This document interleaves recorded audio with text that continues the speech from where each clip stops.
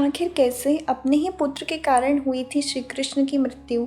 महाभारत के युद्ध में श्री कृष्ण ने अर्जुन के सारथी की भूमिका निभाई थी। उस भयंकर युद्ध में सभी कौरवों की मृत्यु हो गई और गांधारी ने अपने पुत्रों की मृत्यु का जिम्मेदार श्री कृष्ण को ठहराया था। अपने 100 पुत्रों को खोकर शोक से भरी गांधारी ने श्री कृष्ण को श्राप दिया कि ठीक 36 वर्षों के बाद श्री कृष्ण की भी मृत्यु हो जाएगी। तब श्री कृष्ण ने खुशी खुशी उस श्राप को स्वीकार कर लिया था। लेकिन उनके ही पुत्र के कारण कैसे हुई श्री कृष्ण की मृत्यु, चलिए आज की वीडियो में यही जानते हैं। लेकिन उससे पहले अगर आप हमारे चैनल पर नए हैं तो चैनल को सब्सक्राइब कर बेल आइकन को प्रेस करना ना भूलें। महाभारत के युद्ध में कई लोगों की जान ली। इसमें कौरवों के अलावा भी कई धनुर्धर शामिल थे, जैसे भीष्म पितामह, अभिमन्यु आदि।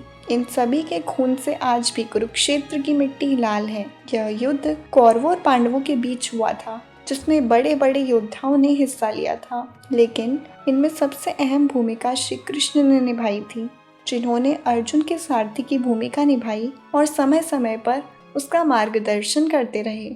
शायद यही वजह थी कि गांधारी ने श्री कृष्ण को अपने 100 पुत्रों का हत्यारा माना था।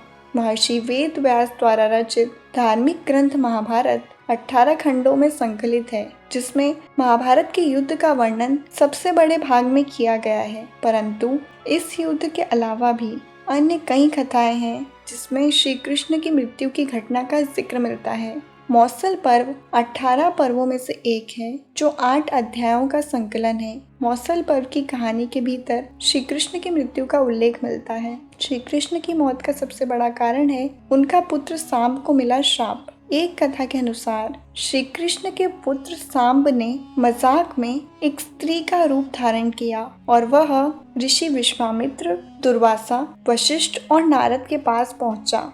वे सभी द्वारिका में श्री कृष्ण के साथ बैठे बातें कर रहे थे। तब सांब ने उनसे कहा कि वह गर्भवती है और वे सब उससे बताएं कि उसके गर्भ में पल रहा शिशु लड़का है या लड़की।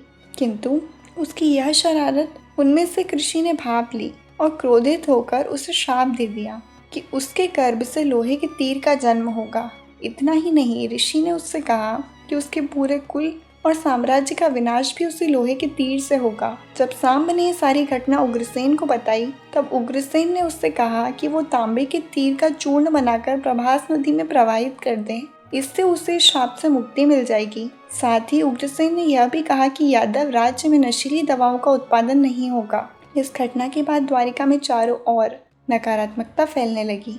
पहले श्री कृष्ण का सुदर्शन चक्र, शंख और रथ गायब हो गया। फिर उनके भाई बलराम का हल अदृश्य हो गया।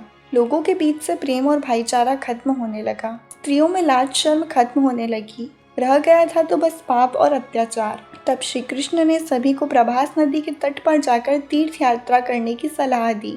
भगवान के कहे अनुसार सभी लोग प्रभास नदी के तट पर पहुंचे, किंतु वहां जाते ही सबने नशा करना शुरू कर दिया और भोग विलास में लिप्त हो गए।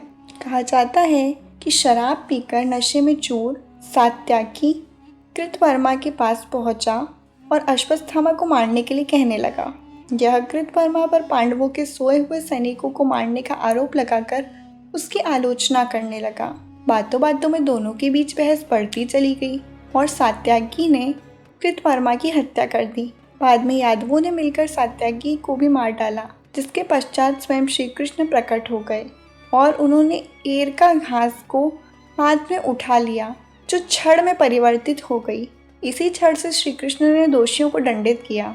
इसके बाद नशे में चूर सभी लोग आपस में ही एक दूसरे को मारने लगे। प्रभु, दारुक और भगवान श्री कृष्ण के अलावा अन्य सभी लोग मर गए। कुछ समय बाद प्रभु और बलराम की भी मृत्यु हो गई। तब श्री कृष्ण ने दारुक को अर्जुन के पास सहायता के लिए भेजा। दारुक अर्जुन के पास पहुंचा और उसे सारी घटना के विषय में बताया। यह सब सुनकर अर्जुन फौरन श्री कृष्ण के पास पहुंचने के लिए निकल पड़े, परंतु इससे पहले ही श्री कृष्ण ने अपना देह त्याग दिया। कहा जाता है उस ऋषि के श्राप के अनुसार श्री कृष्ण की मृत्यु उसी लोहे के तीर से हुई थी। भगवान की मृत्यु के पीछे की कथा इस प्रकार है कि जिस लोहे की छड़ का चूर्ण बनाकर सांब ने नदी में प्रवाहित किया था, उसे एक मछली ने निगल लिया था और वह उसके पेट में जाकर धातु का एक टुकड़ा बन गया।